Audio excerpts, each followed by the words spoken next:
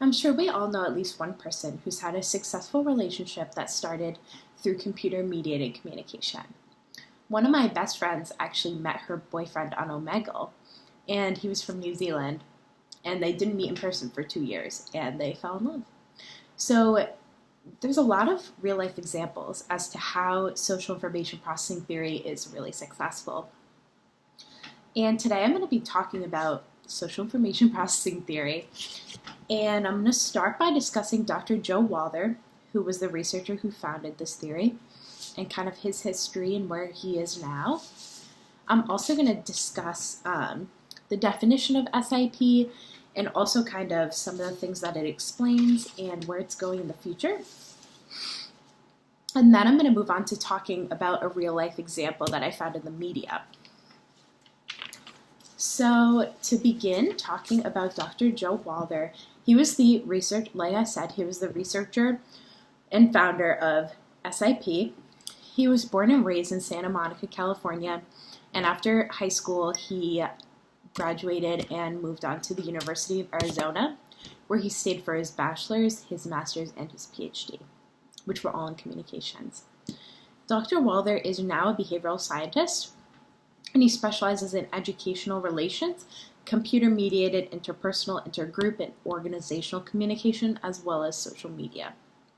He currently teaches at the University of Santa Barbara, the University of California, Santa Barbara, and teaches 2 graduate classes.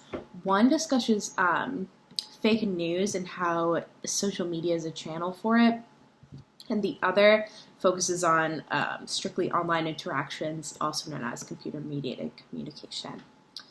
According to ucsb.edu, Dr. Joe Walther pioneered the field of social dynamics of CMC, and he also currently serves as their Mark and Suzer Bernstein Presidential Chair in Technology and Society, and is also the director of the Center for Information Technology and Society. So moving on to SIP itself, I'm going to start off by saying the definition, which I found on socialmetal.com. And this states that this theory focuses on interpersonal relationships between individuals who are involved in computer-mediated communication. SIP also states that it is possible for CMC users to develop affinity over time. So this theory basically states that you can form just as strong of a relationship online, like just communicating through text messaging, instant messaging, things like that, just as strongly as if you were using face-to-face communication. And this is all possible, especially, and it's become just better in that computer-mediated communication has grown in the past few years with things like emoticons and FaceTime. So the OkCupid assignment that we just did, I felt did a really good job of explaining SIP, because it tells us that in online dating, you feel like you can discuss your deepest thoughts with someone without the fear of the other person being judgmental, which I think is really accurate, because when you're messaging someone, you also have a lot more time to develop what you want to say. And I feel like if someone were to say something that may be slightly taboo in person, the other person might make a face or be taken a little back. But online, you can't really see that. So I think that that's a really important aspect of computer-mediated communication, especially with people who might be self-conscious or just don't have the highest self-esteem. And even though a lot of people kind of feel like face-to-face communication is better, just because of, is superior, just because of things like tone of voice, body language, and facial expressions. But with the help of webcams and emoticons, CMC is becoming a great alternative to face-to-face communication. Also, this theory, so the theory of SIP, started off with the You've Got Mail movie, which our text touches on.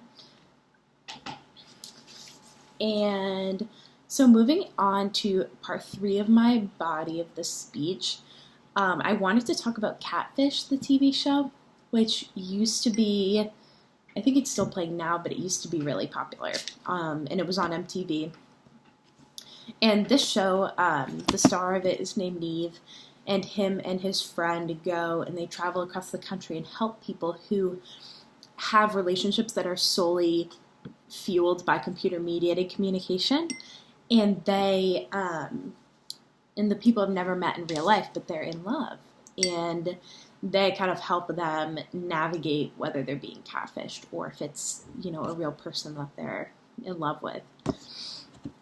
So in this show, the episode that I chose to focus in on is season 7, episode 8, and it's titled Mandy and Jose.